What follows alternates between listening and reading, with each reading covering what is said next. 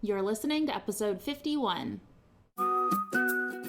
Welcome to Behind the Brand, a podcast dedicated to strategically building your online business. Here we go behind the scenes and share stories and strategies that can help you build your own dream business that supports your own dream life. I'm your host, Kelsey Kerslake, and I'm the CEO of pinegateroad, a branding and web design agency for online businesses and influencers. We create online presences that aren't just pretty, they're powerful. To learn more about working with pinegateroad, head to pinegateroad.com and schedule a free consult call. Now on to the show. Hello, everybody. So we have one of our in-between having guests on the show, but I actually decided to bring a guest on the show because this season is just all about what is flowing and what I feel like. And something that has been popping up for me recently is how the messy middle happens in our business and how we have these big goals of like where we're heading and these big dreams, but we're kind of in that middle where like you're a little bit scared or a lot of it scared about what you actually have to do to get to those next steps. And I know that I'm at this place a lot of the times in my business, and I know my BFF Megan is also in the same place in her own way in her business. So I just wanted her to come on the show so we could talk about being in the messy middle with our business and what we kind of do to not necessarily get through it, but how to manage it while we're there. So hello, Megan. Welcome to the show today. Hey. I'm glad to have you here. And so for those of you who don't know Megan, she is Meg K the VA. She's my best friend. She is my project manager here at Pinegate and all the things. And she runs her own business. I don't know. Tell everybody what you do. I think we had you on the show last year, right? Yeah. When Okay. I was brand new, a brand new baby VA. Aww. I was thinking about that today. Yeah. So yeah, and you were the maid of honor in my wedding. Yes. I wasn't even Likewise. married yet. Wow. No, and I gave a really good speech that my husband made me rehearse driving to Erie, Pennsylvania. And yes. So We were the maid of honors in each other's weddings as well. we decided that probably back in 2009. So Yes, exactly. Yes. Well, anyway, going back to your question, who am I? So I'm Meg. I've known Kelsey for forever. I was a teacher for a long time. I was miserable. Kelsey was like, "You're crying so hard, it's scaring me. You should be a VA." I'm like, "What the F is that?" Okay, sounds good enough. So last year I had the opportunity to quit my job because my husband's job moved us, and I was like, okay, I'm a VA now. And since then, I have been able to scale a little bit and add some support with some contractors on my team. And I'm getting clearer about the kind of people I'm supporting. But yes, I'm in a funny kind of messy spot a year in. Yeah, and it's kind of cool. Like, even though you started just a year ago, I feel like we're at a very similar space as far as growing team and not like what our businesses are growing to, but we're trying to add on team and like manage people, but also figure out how to pay the people, which is, it's interesting. Cause like before I was just having, I don't know, this is kind of my messy middle. Like I was having to support just myself. So like if a certain amount of money came in, it was literally going into my pocket. And now probably about like 50% is. And so like and you know, sometimes it's less, sometimes it's more, sometimes I don't get paid that month, but I have to pay for my savings or etc. But when I'm like, what I'm trying to work through right now is investing in the people to have my back so that Pinegateroad can actually grow and scale beyond what I can provide it. And that is in like a heart attack some days. Yeah, I feel you. Well, and I'm trying to do the same because like we've learned that we can only, as humans, can only do so much work. And a lot of the work in building your own business is thinking of your dream life. And we personally do not want to be working 80 hours a week, and we want to be able to pay ourselves Exactly. a decent wage. So. Like, I know I say it to my husband, I'll say it to my friends. I don't know if I've mentioned it on the podcast, but like, I want to have $1 million revenue business, like, and not like in the very distant future. Like I want that to happen in like the next couple years. And so in order to even like try to scale, I have to push outside of myself, and I have to push past these boundaries of thinking that I can do everything myself, because there's no way I can physically produce that amount of work if it's just me in order to get to that revenue. Yeah. And for me, beyond revenue goals, I just like creating when I have other people to help. Yes, that has I been like huge. collaborating. Well, and that's what I miss so much about teaching. I had such a good crew of people, and granted, we were miserable, but we got to make really cool things happen together. And Kelsey, you were talking about like pushing yourself past like boundaries. So like you could scale. For me, it's really pushing myself through a lot of mindset stuff too. And like pushing myself beyond like, oh, I don't just have to do X, Y, and Z. Like pushing myself into really like how I can show up creatively for people and still use my gifts of project management and like VA type things and helping things happen. But I just don't want to do all that VA work. I want to do the juicy creative stuff. But Same. for me, I'm just trying to figure out I don't know. I'm just trying to figure out, I know what my overall vision is, but how to make it happen and how to create a sustainable business, because I never want to go back to a traditional 9 to 5.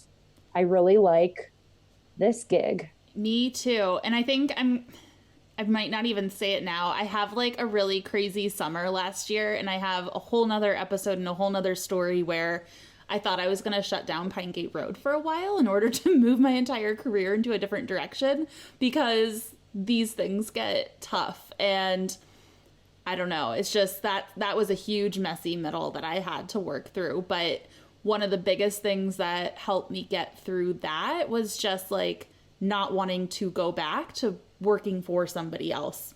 And that was huge. And that's been a huge driver. Like even Megan and I literally text and call each other probably 20 times a day, like whether it's business or friendship. It's kind of obnoxious.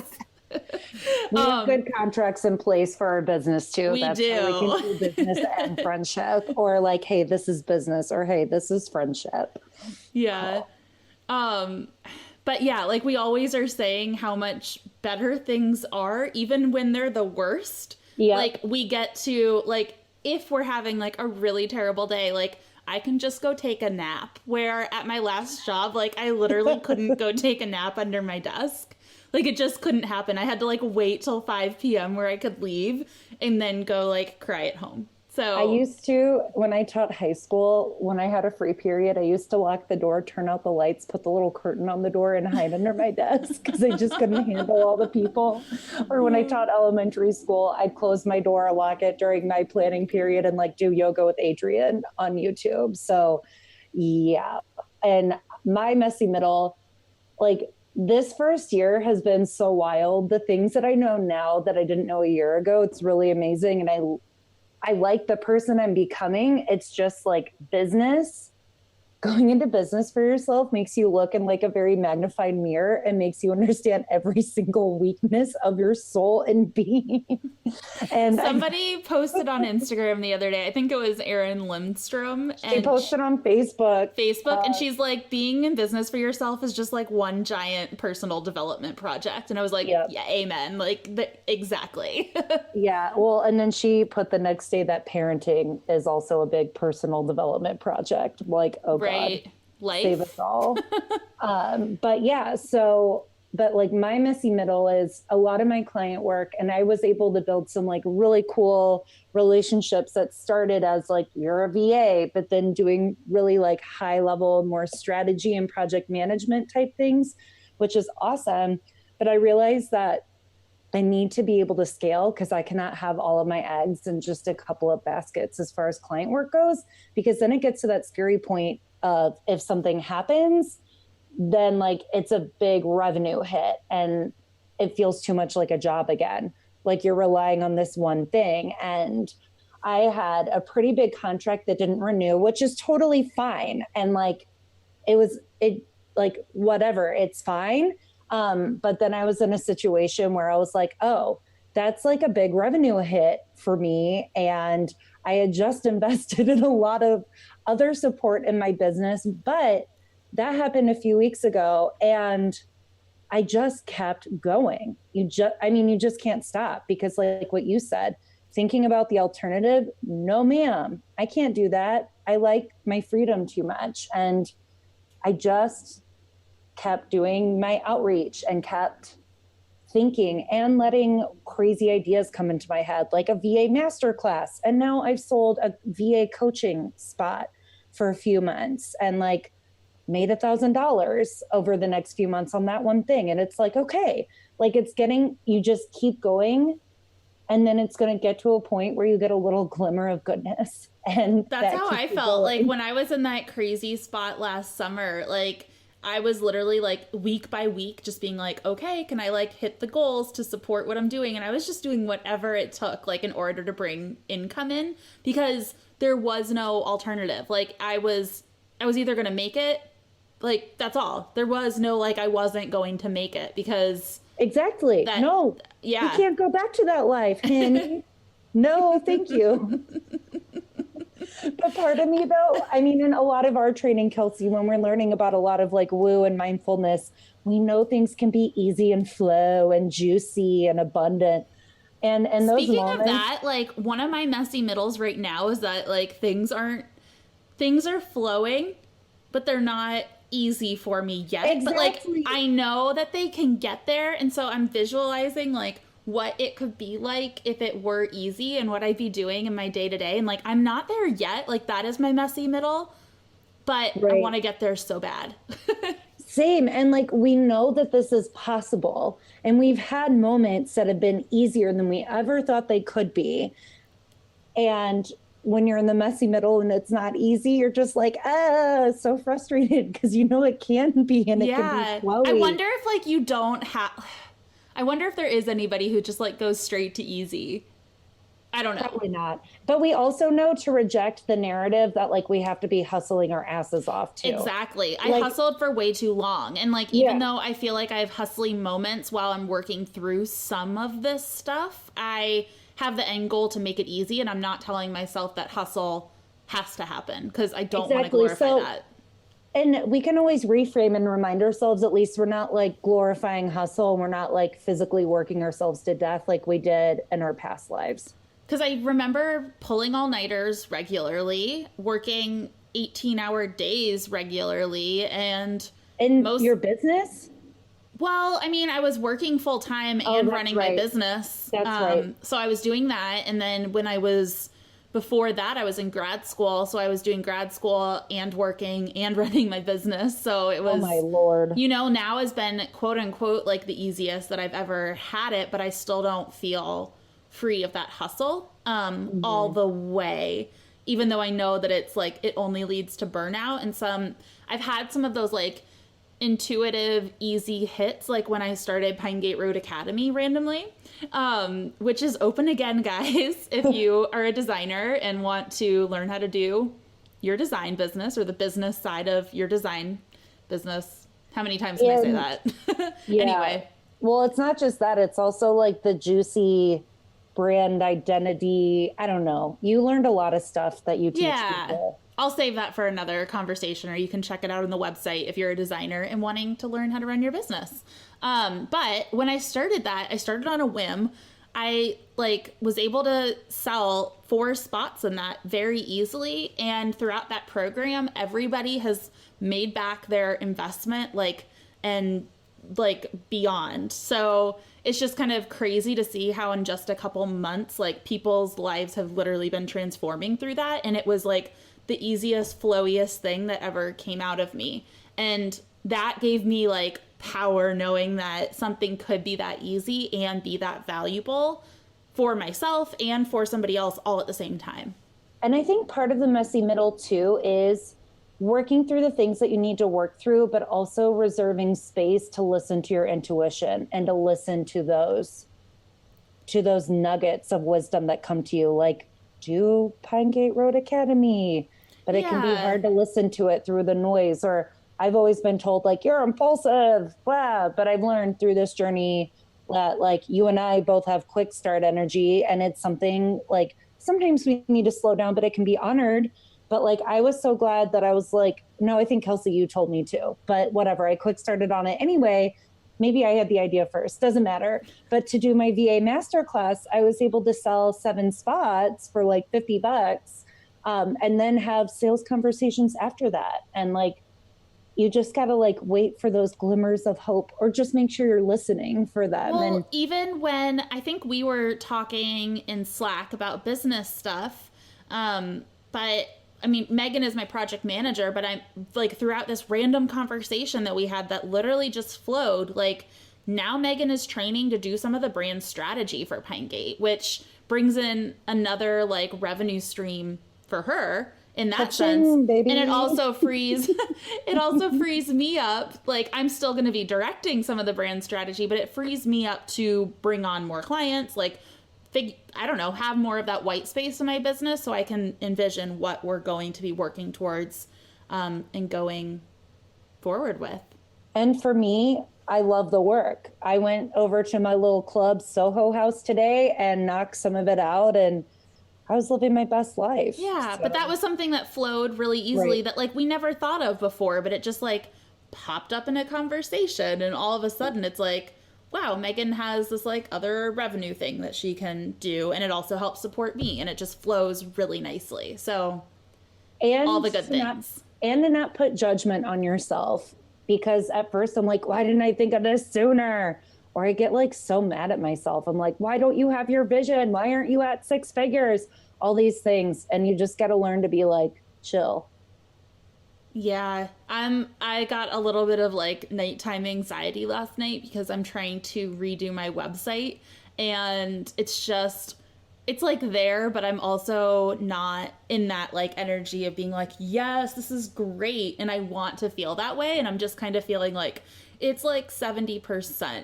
So I'm in the messy middle with something with even just that project, and I don't know, some of these like things just cause a lot of anxiety. Like I was up all night like brainstorming web home pages and photography ideas, which is dumb. I should be sleeping. Yeah. Well, I've had to learn to tell my ego and fear, thank you. I know you're trying to look out for me, and I don't need your help right now, fear and ego. What I really need is to sleep. Like, I know you're trying to help, but it's not helping. So please stop. That's really great. And both of my coaches, Erin and Nicole, are like, journal. And I'm always like, yeah, whatever. But I actually started doing it yesterday, and that has really helped me too. Because it helps me see like what of this is truth and what of it is a story I am telling myself. And if it is true, what can I do to fix it? And I actually got inspired by in our group coaching in our CEO roundtable, Kelsey, someone posted in our little Facebook group something, and Nicole was like, journal. I'm like, oh, I need to be doing this. Yeah. So I started yesterday. Because there's a lot of like on it, like scribble, like no judgment on it, just like taking the ego out of it and just writing a few things down that are milling in my head, you know. But that's like, great. it doesn't look anyway. It's getting the CRAP out of your head, and like it for me, even just like 30 seconds is better than no seconds. I think I need to do that more, because sometimes I build the problem up, and I think a lot of us do this. Like when we have that like ego or that resistance or the fear, we sometimes like build it up into something bigger than it actually is. And if we could journal about it and actually just be like, this is what you're afraid of. Like sometimes with business stuff in the past, I've been like, I'm afraid of doing X, Y, and Z because then I'll go be like living on the streets because I can't make money. Like that's an irrational fear. Like I will not be living on the streets. And oh my God, I've been thinking about living on the streets this week too. Really? So. I mean, I haven't, but that used to be like a thing. I was like afraid of doing certain things because I thought that was the outcome. And then when I legitimately wrote it down on paper or thought about it, I was like, I'm not going to be living on the streets. Like, worst case scenario, like I go home and sleep on my parents' couch for a couple months and like figure my life out, but I will not live on the streets. And as soon as I was able to break that down, I was able to step into that next step and really explore my different options. Totally. And for me, especially someone with like depression and anxiety, like this is something that I do in my head.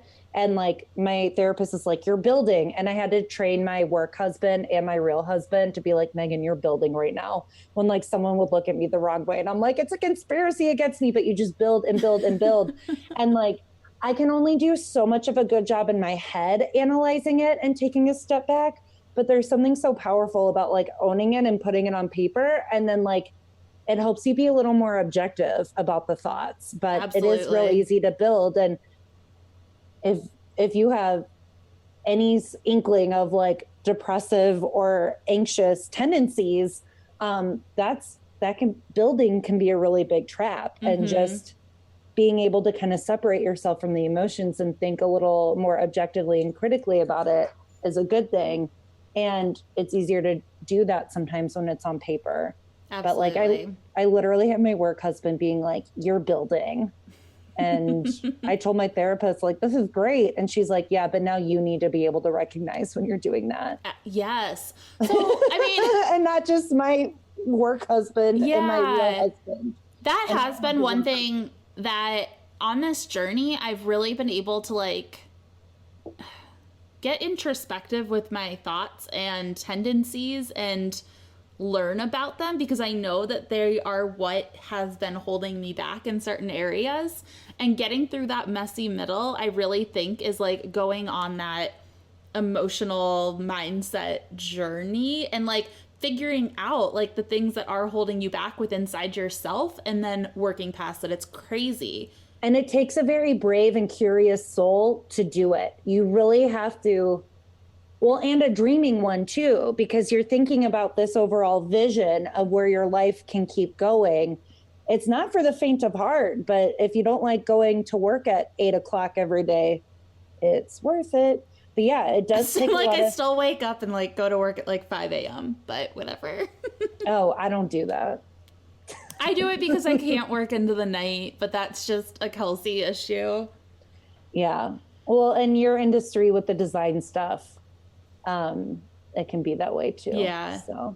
All right. So I know this was supposed to be our quick little messy middle intro episode. And I just wanted to grab Megan today because I was like, I just want to talk about where we're at in business, how we're dealing with working through all the things, and give a few strategies about how we're working through it and how if you're feeling this way, you're not alone, and you'll make it through. So thank you, Megan, for coming on board.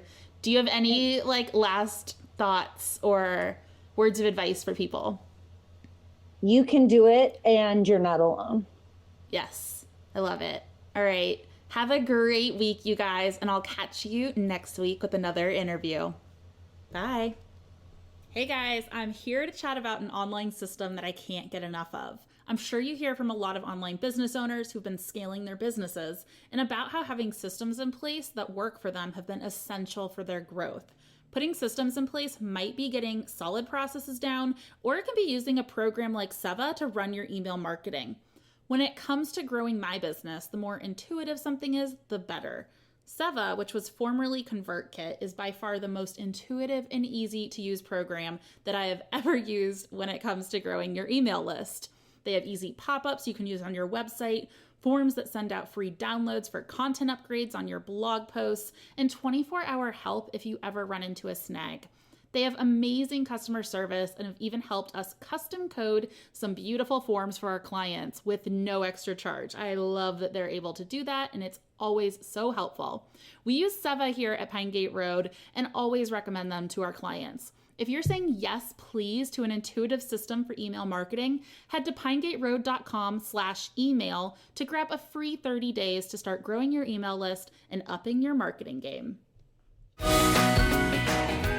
Thank you so much to our sponsors for making this show possible. And thanks to you for taking the time to spend some time with me here today. If you're interested in becoming a sponsor or catching up on past episodes, head to pinegateroad.com/podcast to learn more. Sending lots of love, and remember, you've got this. See you next week.